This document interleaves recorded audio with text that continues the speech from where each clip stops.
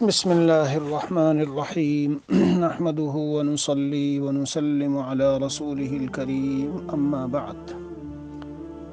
میرے عزیز بھائیو، سوال ہے اور وہ ایسا ہے کہ جو آج کل کے حالات میں سب کے ذہن میں آتا ہی ہے۔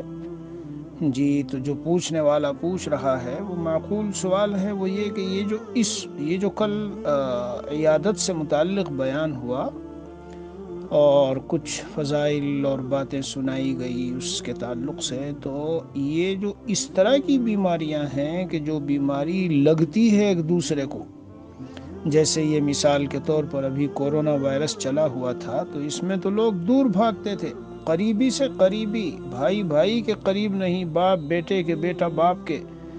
یہ صورتحال ہو گئی تھی کہ جنازہ اگر کسی کا انتقال ہو گیا تو گھر بھی نہ آئے اور بس دور رہیں اور ہم قریب نہ لگے، اور کوئی ایسی جماعت ہو محلے کے لوگوں کی اور مسجد کا کوئی امام وغیرہ ہو جو اس کی نماز پڑھائے اور بس دفن کر دے، بس ہم یہیں سے ایصال ثواب کر لیں گے، دل کو تسلی دے لیں گے۔ کیوں؟ زندگی سب کو پیاری ہے، یہ تو چلا گیا، ایسا نہ ہو کہ بیماری مجھے بھی لگے اور میں بھی چلتا بنوں۔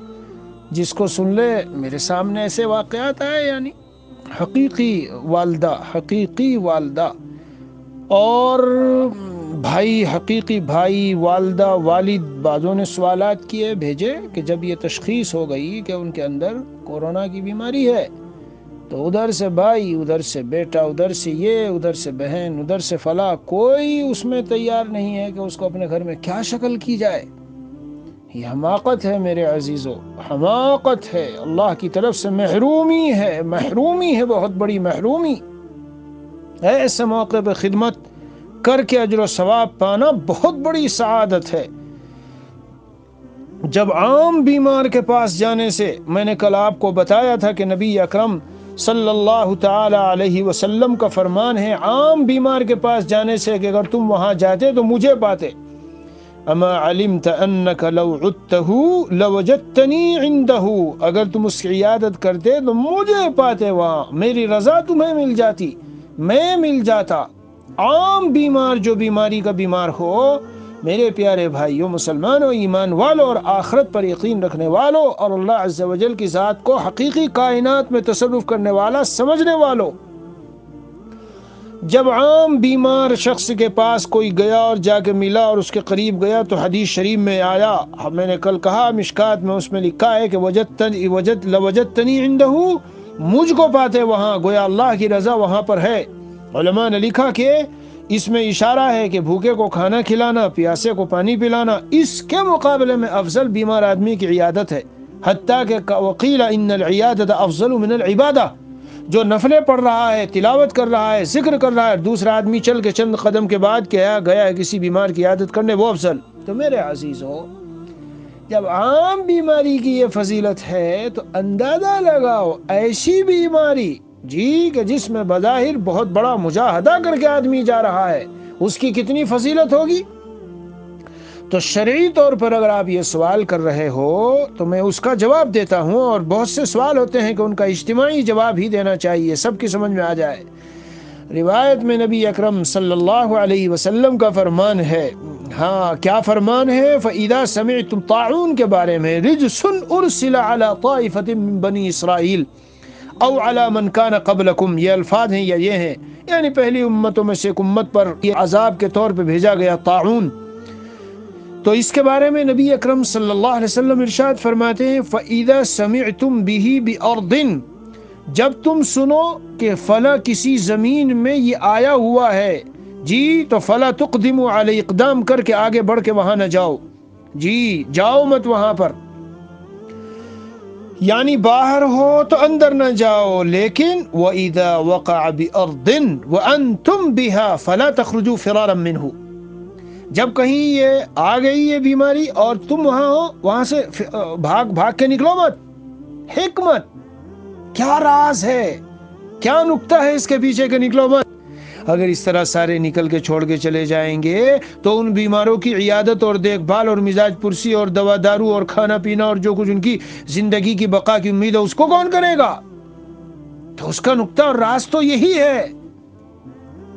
اس لیے میرے عزیزوں اور بھائیوں، یہ جو بیماری چلی ہوئی ہے اگر اس میں کوئی بیمار ہو گیا احتیاط کرو اور احتیاط کے ساتھ دیکھ بھال کرو، احتیاط کے ساتھ ان کی دیکھ بھال کرو، لیکن ایسا نہیں کہ عیادت نہیں کرنی کہ بھئی یہ بیماری ایسی ہے کہ حدیث شریف میں آیا کہ فر من المجذوم فرارک من الاسد، ایسے بھاگو کوڑھی آدمی سے جیسے تم شیر سے بھاگتے ہو، تو یہ بھی اس طرح ہے کہ لگ جاتی ہے اور فلاں ہے فلاں ہے، لیکن یہ بھی تو پتہ ہونا چاہیے کہ جو اس جگہ میں ٹھہرا رہتا ہے ما ليس من احد يقع الطاعون فيمكث في بلده صابرا محتسبا يعلم انه لا يصيبه الا ما كتب الله له الا كان له مثل اجر شهيد۔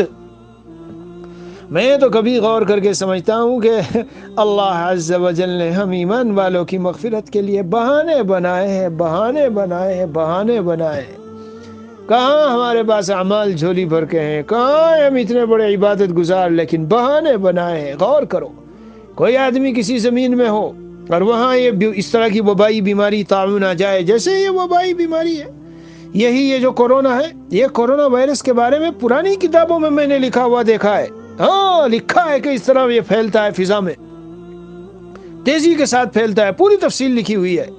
باہر کیف تو جب کوئی ایسی جگہ میں ہو فَيَمْكُثُ فِي بَلَدِهِ، اور اس جگہ میں جم کے ٹھہرا رہے، صابراً صبر کرتے ہوئے، اور محتسباً اجر و ثواب کی امید پر، اور اس کو یہ یقین ہے کہ مجھے ہرگز نہیں پہنچ سکتا مگر وہ جو میرے رب نے میرے لیے لکھ دیا ہے، یعنی اللہ تعالیٰ کی طرف سے اگر پہنچنا مقدر ہے، بیماری لگنی مقدر ہے تو لگے گی، اس یقین کے ساتھ جمع ہوا ہے، ٹھہرا ہوا ہے، اور جو بیمار ہے ان کی دیکھ بھال کر رہا ہے، إِلَّا كَانَ لَهُ مِثْلُ أَجْرِ شَهِيدٍ، اس کو شہید کا ثواب ملے گا، یعنی اگر انتقال ہو گیا، بیماری لگ گئی اور وہ دنیا سے چلا گیا، بیماری لگ گئی اور وہ دنیا سے چلا گیا تو اسے شہید کا ثواب ملے گا۔ تو کہیں پہ مل رہا شہید کا ثواب؟ میرے عرض کرنے کا منشا یہ ہے جہاں ایسی جگہ ہو تو گھسو مت، وہاں کے ہاسپٹلوں میں ادھر ادھر چلے جا رہے ہو، بھاگے پھر رہے ہو کہ نہیں کچھ نہیں ہوگا، ایسی بھی ایک جماعت ہے، یہ افراط و تفریط ہے بھائی، ایسا مت کرو۔ لیکن جہاں گھر میں بیوی بچے بھائی فلاں ابا اور رشتہ دار بیمار ہیں، لک آفٹر کرو، دیکھ بھال کرو، ان کی دوا دارو کرو اور سب کچھ کرو اور بے فکر اور مطمئن رہو، بس احتیاط رکھو۔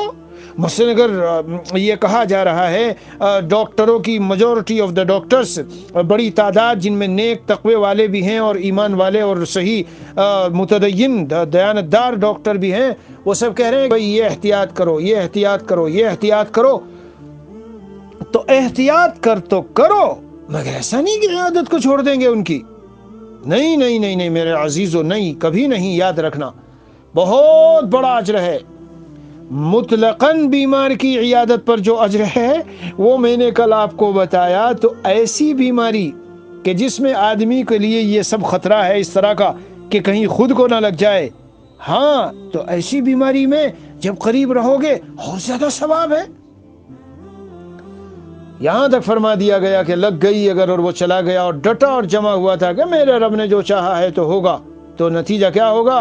إِلَّا كَانَ لَهُ مِثْلُ أَجْرِ شَهِيدٍ، شہید کے برابر ثواب ہے۔ مگر وہ بات اپنی جگہ ہے، حضرت عمر رضی اللہ عنہ کو جب کسی نے کہا تفر من قدر اللہ الى قدر اللہ، آپ اس علاقے میں جاتے نہیں جہاں طاعون آیا ہے، کیوں نہیں جاتے؟ کیا ہے عمر اللہ کی تقدیر سے بھاگتے ہو کہ وہاں جاؤ گے تو تمہیں طاعون نہیں لگے گا؟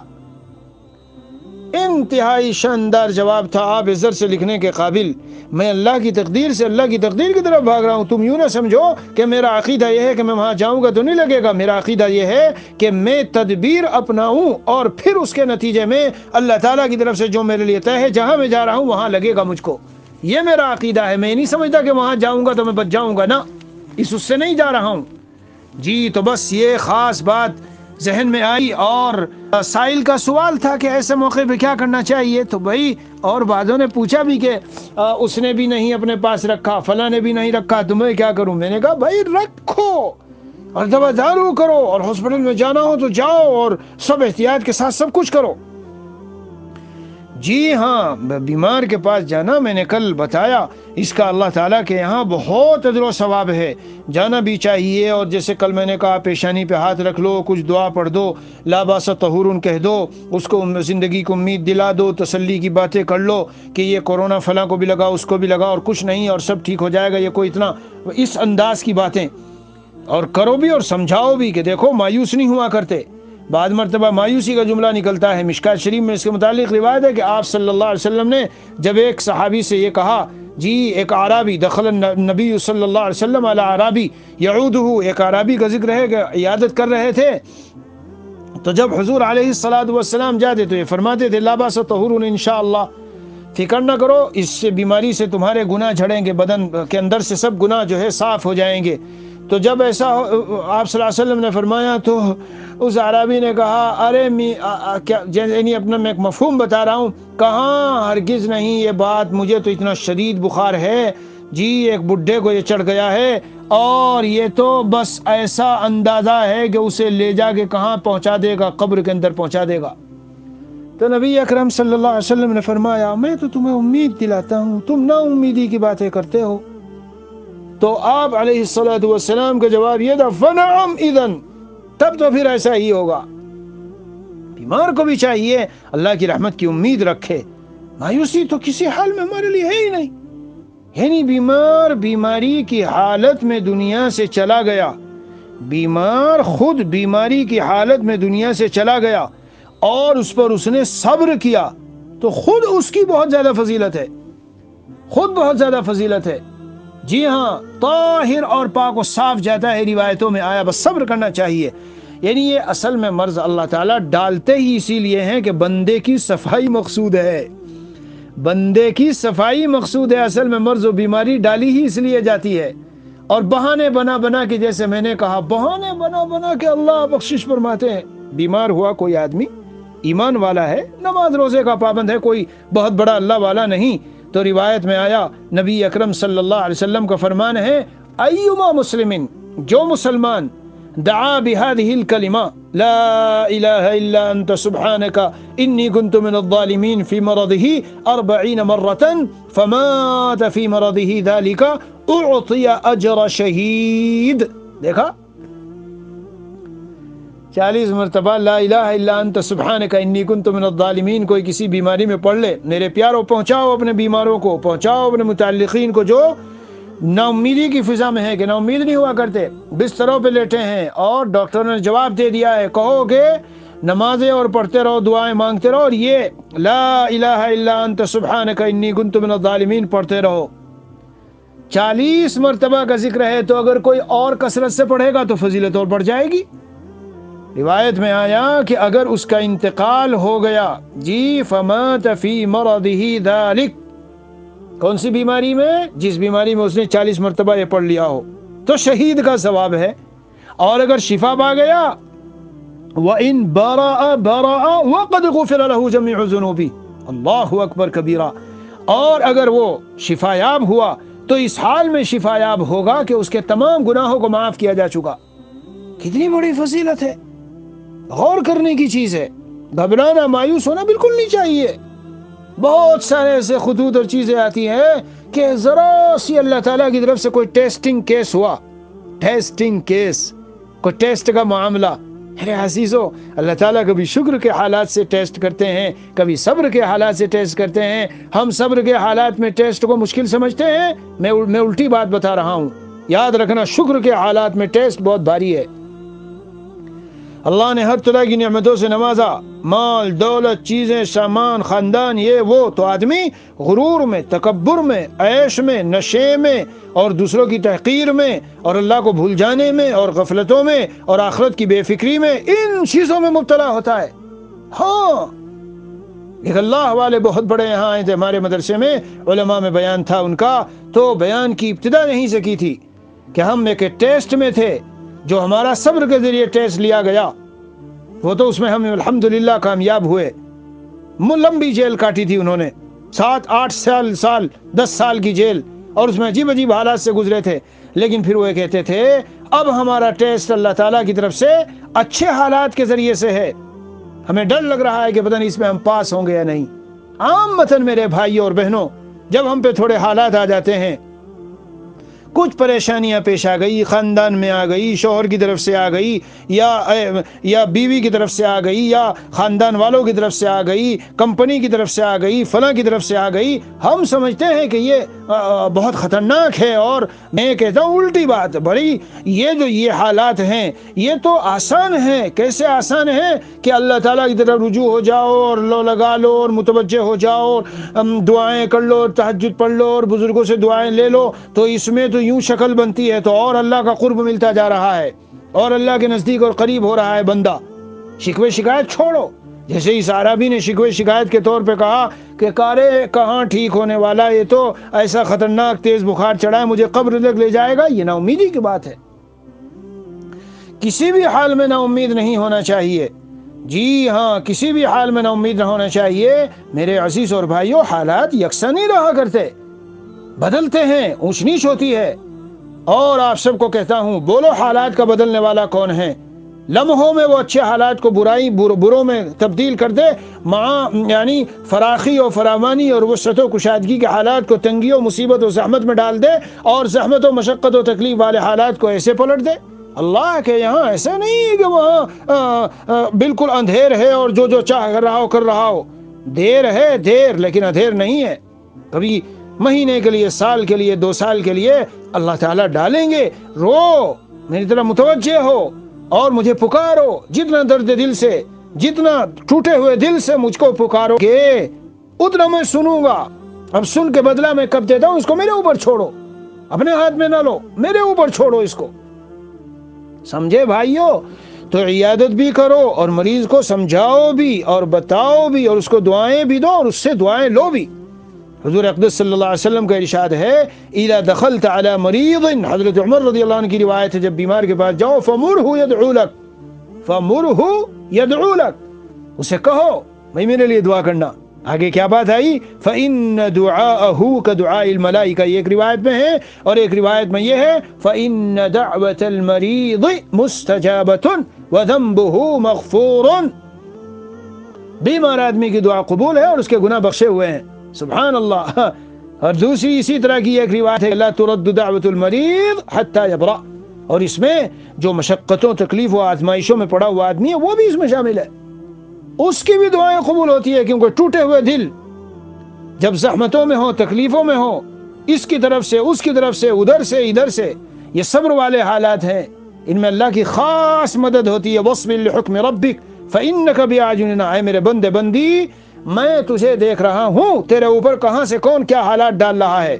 اور مرض و بیماری تو روایت میں آیا، جب اللہ کسی بندے سے محبت کرتے ہیں جی اور اس کو چاہتے ہیں، اور اللہ تعالیٰ کو اس بندے سے خاص محبت ہوتی ہے، تو تب اسے آزمائش میں ڈالتے ہیں اور تکلیف اور بیماری میں ڈالتے ہیں۔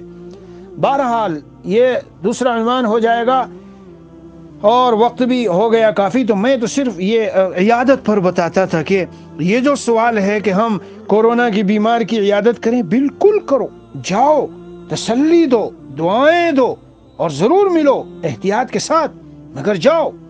وہ جو فضیلت عام بیمار میں ہیں اس سے زیادہ کتنی بڑھ جائے گی آپ کا اجر و ثواب، اس سے بھی زیادہ کتنا بڑھ جائے گا۔ 70,000 فرشتے نارمل بیمار، آپ صبح کو عیادت کر لیں، میں نے بتایا تھا، تو شام تک، اور شام کو کر لیں، یعود مسلما غدوہ الا صلی علیہ 70,000 ملک حتی یمسی، اور شاندار ایک باغ اس کے لیے جنت میں ہوتا ہے۔ بہت سی فضیلتیں میں نے سنائی، جب آدمی جاتا ہے جی تو سمجھ لو کہ وہ اللہ تعالیٰ کی رحمت میں ہیں۔ اور روایت میں آیا فلا یزال یخوض فیہا، گھستا چلا جاتا ہے اور اس میں بالکل یعنی منغمس ہو جاتا ہے، گویا کہ غرق، اور پورا رحمت کے اس میں پورا ڈھپ جاتا ہے۔ وہ کب؟ جب وہاں جاتا ہے، بیمار کے پاس بیٹھتا ہے، سر پہ ہاتھ رکھتا ہے، خیریت پوچھتا ہے۔ یہ سب چیزیں تو میں کل بتا چکا ہوں، لمبا نہ بیٹھے، خیریت پوچھے۔ اور میرے عزیزو، یہ جو سوال ہے، اس سوال میں اس پہلو کو بھی تو نظر میں رکھو جو میں نے کل بتایا تھا۔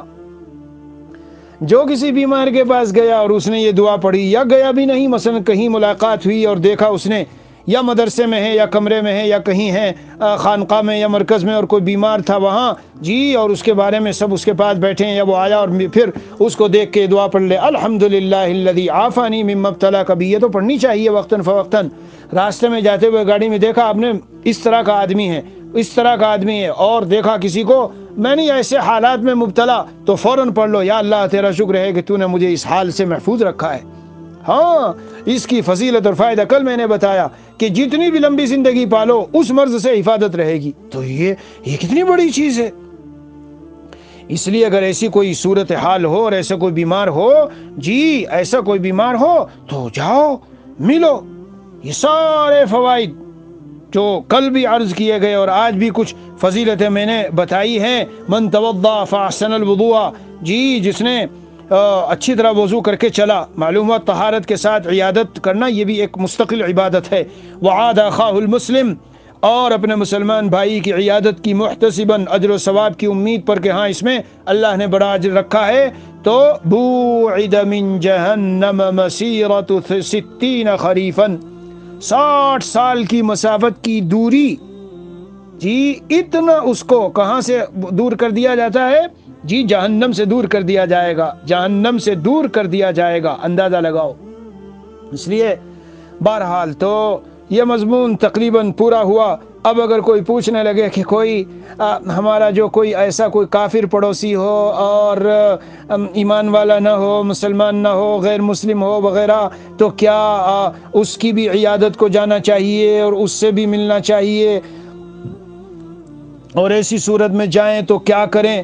جی اس کو دعائیں دیں گے یا کیا کریں گے؟ کیا شکل ہونی چاہیے؟ اس سلسلے میں شریعت کیا ہم کو بتاتی ہے؟ تو میرے عزیزوں اور بھائیوں، نبی اکرم صلی اللہ تعالی علیہ وسلم کے متعلق جی جب وہ ایک کان غلام، غالباً کان غلام یہودی، ایک یہودی بچہ تھا، اس کی نبی اکرم صلی اللہ علیہ وسلم نے عیادت کی. تو روایت میں ہے جی آپ علیہ الصلاۃ والسلام نے اس سے یہ کہا کہ اسلم، اسلام لے آ، اسلام لے آ، اسلام قبول کر لے. تو اس نے ہاں کان غلام یہودی تھا، یخدم النبی صلی اللہ علیہ وسلم، حضور اکرم صلی اللہ علیہ وسلم کی خدمت کیا کرتا تھا. وہ بیمار ہو گیا جی، تو نبی علیہ الصلاۃ والسلام گئے اس کی عیادت کے لیے. اس سے میرے بھائیوں یہ سمجھ میں بات آ گئی، یہ بات سمجھ میں آ گئی کہ اس میں کوئی حرج کی بات نہیں ہے. چنانچہ علماء نے اس کی تشریح اور تفسیر جہاں لکھی ہے اس میں یہ بات لکھی ہے کہ کوئی یہودی ہو، نصرانی ہو، مجوسی ہو، ہندو ہو، فلاں ہو، اگر وہ بیمار ہو ان کی عیادت کے لیے کوئی آدمی جائے تو اس میں کوئی حرج کی بات نہیں ہے. جی ہاں، بہرحال جب گئے تو نبی علیہ الصلاۃ والسلام سر کے پاس بیٹھے، اس سے کہا اسلام لے آ. تو اس نے اپنے ابا کی طرف دیکھا، جی وہ بھی وہاں تھے، ابا بھی موجود تھے. تو انہوں نے کہا اطع ابا القاسم صلی اللہ علیہ وسلم، حضور اقدس صلی اللہ علیہ وسلم کی اطاعت کر لے اور کہنا مان لے اور قبول کر لے اسلام. تو روایت میں ہے کہ فاسلم، تو ظاہر ہے کہ بچے کے اسلام کا فیصلہ کیا جائے گا جب وہ اسلام لے آئے. فخرج النبی صلی اللہ علیہ وسلم وهو يقول الحمد للہ الذی انقذہ من النار. شکر ہے خدا پاک کا کہ جس نے اس بچے کو جی جو یہودی تھا اگر مر جاتا اسی حال میں تو یہ جہنم کے عذاب میں جلتا، اس کو جہنم کی آگ سے جو ہے اور جہنم کے عذاب سے بچا لیا. معلوم ہوا کہ نیک آدمی، کوئی دیندار آدمی، کوئی مسلمان آدمی، جماعتی، خانقاہی وغیرہ، اور اس کا کوئی پڑوسی آس پاس میں کوئی ایسا شخص ہے، جاؤ بھائی. اخلاق کی بھی تو ایک چیز ہے. قرآن کریم میں ہے جنہوں نے تم کو گھروں سے نکالا نہیں، تمہارے ساتھ ظلم زیادتی نہیں کی ہے، تو ان تبروہم، اللہ تعالیٰ منع نہیں کرتے، ان تبروہم وتقسطوا الیہم، ان کے ساتھ اچھا معاملہ کرو، نیک اور اچھائی کا معاملہ کرنا چاہیے. یہ بھی حسن اخلاق میں سے ہے. ہمارے حضرت نبی اکرم صلی اللہ تعالی علیہ وسلم کی تو میرے عزیزوں اخلاق کا معاملہ اتنا اونچا ہے کہ بس کیا بتایا جائے. ہاں ایسے اخلاق کسی کے پاس کہاں ہے ہی نہیں، مل ہی نہیں سکتے کسی کے پاس. لقد کان لکم فی رسول اللہ اسوۃ حسنہ. بہرحال یہ مضمون پورا ہوا تو میں یہی سوچ رہا تھا کہ اس سے متعلق اور مستقل ایک قسط بیان کر دوں یا سائل کے سوال کا مختصر جواب دے کے بس اس کو ختم کروں. تو طبیعت میں یہی آیا کہ اس کو باقاعدہ مزید بیان کر دینا چاہیے، اس لیے اس سلسلے میں چند باتیں عرض کر دی. ایک اہم مضمون ہے جس کو میں چاہتا ہوں بیان کرنا، لیکن انشاءاللہ تفصیل کے ساتھ اس پر 5-7 قسطوں میں جو باتیں آئیں گی. وہ پرسوں ترسوں بھی اعلان کیا تھا، مرض ہے یعنی بیماری، مرض اور نظر، اور سحر و جادو اور جنات، یہ چاروں چیزیں انسان کو متاثر کرتی ہے۔ تو اس کے تعلق سے پورے ابواب اور صفحات ہیں حدیث کی کتابوں میں سب چیزوں سے متعلق۔ ہماری جو امت مسلمہ ہے اور ہمارے جو مسلمان بھائی اور لوگ ہیں، عام طور سے وہ بیماری کو جانتے ہیں، جی بیماری کو جانتے ہیں، اور ایک طبقہ ایسا ہے کہ جو جن جادو کے ہر وقت چکر میں پڑا رہتا ہے۔ تو اتنا بھی نہیں ہے کہ جن جادو بس ہر وقت لگا ہوا ہو کہ پکڑ لے آدمی کو، بلا مصیبت تکلیف کوئی آئی بس وہی ہے کہ کسی نے کرا دیا۔ تو انشاءاللہ اعتدال والی راہ، اعتدال والا راستہ اور اعتدال والی جو اس میں یعنی اسلام نے ہم کو وہ سکھائی ہے، انشاءاللہ تعالی وہ میں آپ کو عرض بھی کروں گا۔ اور پھر نظر کے لیے، جنات کے لیے، جادو کے لیے اور اسی طرح بیماریوں کے لیے نبی اکرم صلی اللہ تعالی علیہ وسلم نے بہت سی دعائیں سکھائی ہے، ہمارے اکابر نے کتابیں لکھی ہے، وہ سب بھی انشاءاللہ آپ کو بتاؤں گا، کیونکہ وہ روز مرہ کی ہماری صبح شام کی ضرورت ہے۔ تو امید ہے انشاءاللہ کل سے ہم اس موضوع کو شروع کریں گے، کیونکہ یہ بیماری کی عیادت کی جو بات آئی اسی سے اس کا بھی تعلق ہے۔ جی بیماری تو یعنی اللہ کی ایک نعمت ہے، لیکن بہرحال اللہ سے ہم یہ مانگتے ہیں کہ اللہ اب نعمت مرض کے بجائے ہمیں نعمت صحت و عافیت عطا کیجیے اور اسی پر رکھیے۔ ایک اللہ والے یہی بیان کر رہے تھے کہ بھئی بیماری بھی اللہ تعالیٰ کی نعمت ہے۔ کوئی آ گئے ان کے پاس اور آ کے کہا دعا کر دو، میں بیمار یا میرا فلاں بیمار ہے، اللہ تعالیٰ اسے شفا دے دے۔ تو انہوں نے سوچا اب یہ کیسے دعا کروں کہ اس نعمت کو زائل کر دے، چنانچہ یہ دعا فرمائی کہ اللہ آپ اس شخص سے اپنی صحت کی وہ بیماری کی نعمت کو اس کی جو آپ نے دے رکھی ہے صحت کی نعمت میں بدل دیجئے۔ تو نعمتیں دونوں ہیں، مگر یہ ہے کہ سہارنے کا معاملہ ہے۔ بہرحال مضمون پورا ہوا میرے عزیز اور بھائیو، بیماری سے، آفت و بلایا سے، حالات کی ناموافقت سے اللہ آزماتے ہیں۔ ایسے موقع پر اللہ تعالیٰ کی جو دوسری نعمتیں ہیں میرے پیارو، ان کو نہ بھولا کرو۔ ہم ذرا سی کوئی آزمائش آتی ہے تو اللہ کی جو ہزاروں کہہ رہا ہوں، ہزاروں نعمتیں، میرا جی چاہ رہا ہے کہ میں 2-3 قسطیں بیان کروں اس پر، جس میں صرف میں گنتی کراتا چلا جاؤں اور تھوڑی شرح، یہ نعمت، یہ نعمت، یہ نعمت، یہ نعمت، دیکھو کتنی نعمت، دیکھو یہ بھی نعمت، یہ بھی نعمت، تاکہ ہم ذرا سے حالات میں ہوتے ہیں تو مایوس اور اداس ہو جاتے ہیں۔ میرے پڑوسی نے یوں کر دیا، میرے گھر والوں نے مجھے میری میراث نہیں دی، سارا مال دبا لیا، میرے فلاں اس نے یوں کیا اور یہ کیا، اور گھروں کی لڑائی تو اتنی ہے اس وقت میں کہ بس بیان سے باہر ہے، شوہر اور بیوی کے جھگڑے۔ بہرحال ہر شخص کو کل قیامت کے میدان میں کھڑے ہو کے جواب دینا ہے، یہ تو یاد رکھ لینا چاہیے۔ ہاں، اور وہ جواب تو وہاں دیا جائے گا، یہ بھی ذہن میں رکھنا کہ جو ظلم کرے گا، جس کی طرف سے زیادتی ہوگی، کوئی بھی شخص ہو، مرد ہو عورت ہو، جس کی طرف سے زیادتی ہوگی، یہیں دنیا میں اللہ تعالیٰ اس کی سزا دکھانا شروع کر دیتے ہیں۔ وَلَنُذِيقَنَّهُم مِّنَ الْعَذَابِ الْأَدْنَىٰ دُونَ الْعَذَابِ الْأَكْبَرِ، یہیں سے شروع ہو جاتی ہے۔ حکیم الامت تھانوی رحمۃ اللہ علیہ نے جزاء الاعمال کتاب میں اور اسی طرح دوسری ایک اور کتاب ہے، اس میں غالباً حیات المسلمین کے شروع میں تفصیل کے ساتھ یہ لکھا ہے کہ یعنی گناہوں وغیرہ کی جو سزا ہے وہ اصل آخرت میں، لیکن دنیا میں بھی اللہ تعالیٰ اس کے اثرات مرتب کرتے ہیں، اور نیک کاموں کی جو اصل جزا ہے اور بدلہ ہے وہ آخرت میں، لیکن دنیا میں بھی اس کے وہ مرتب ہوتا ہے۔ جی ہاں، اسی لیے وَلِمَنْ خَافَ مَقَامَ رَبِّهِ جَنَّتَانِ، جو اپنے اللہ کے سامنے کھڑا ہونے سے ڈرے اس کے لیے 2 جنتیں ہیں۔ بعض مفسرین نے، ہمارے حضرت والا رحمۃ اللہ علیہ نے بھی علامہ آلوسی کے حوالے سے لکھا ہے کہ بعض حضرات نے فرمایا ہے جنت فی الدنیا، ایک جنت دنیا میں ہے، کیسے برضاء المولا، اللہ کی رضا سے، جب اللہ راضی ہوتے ہیں تو زندگی میں بہاریں ہی بہاریں ہوتی ہے۔ اور وجنت فی الآخرہ، اور ایک جنت آخرت میں ہے بلقاء المولا والدرجات العلا، اللہ تعالیٰ کی ملاقات ہوگی اور بڑے بڑے بلند درجات ملیں گے۔ اس لیے میرے عزیزو، قدم قدم پہ نیک کاموں کو پکڑ لو۔ بہرحال یہ عیادت کا مضمون، اب یہ بیان سن لیا، ارے اللہ کے بندو، اب نظر ڈال کر کے دیکھنا کون میرے علاقے میں، محلے میں بیمار ہے، کون میرے ساتھیوں میں، تعلق والوں میں بیمار ہے، لاؤ ذرا جاؤں 5 منٹ کی عیادت کر کے آؤں، تاکہ 70,000 فرشتوں کی مجھے دعا ملے اور یہ ساری فضیلت ملے، اور یہ ساری فضیلتوں کا استحضار کر کے جاؤ۔ ہاں، یہ نہ دیکھو چھوٹا ہے وہ بڑا ہے یا کیا ہے، ورنہ تو یہ سب تقریریں ہی رہ جائیں گی کہ روز ایک اچھا سا بیان آ جاتا ہے، سن لیتے ہیں، بہت اچھا لگتا ہے، بہت فائدہ ہو رہا ہے۔ فائدہ یہ ہے کہ عمل میں آ رہی ہے چیزیں، اور جب پھر کل کو بیٹھو رات کو تو اپنا احتساب کرو، محاسبہ، آج میں نے یہ چیز بڑھائی، یہ چیز زیادہ ہوئی میرے عمل میں، آج جو بیان سنا تھا اس کا اثر ہوا، آج تہجد میں یوں ہوا، سجدے میں خوب رویا اللہ کے سامنے، اب تک نہیں روتا تھا، جلدی جلدی اٹھا نماز پڑھ لی، آج خوب دعائیں کی میں نے سجدے میں پڑھ کر۔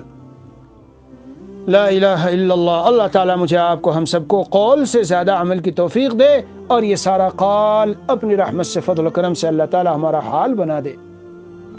اللہ عز و جل ہمیں دنیا میں جب تک زندہ رکھے، عافیت و سلامتی کے ساتھ رکھے، جی سلامتی ایمان، سلامتی اعضاء کے ساتھ رکھے، اور جب ہم اس دنیا سے اٹھیں تو اللہ تعالیٰ سلامتی ایمان، سلامتی اعضاء کے ساتھ ہمیں اٹھائے۔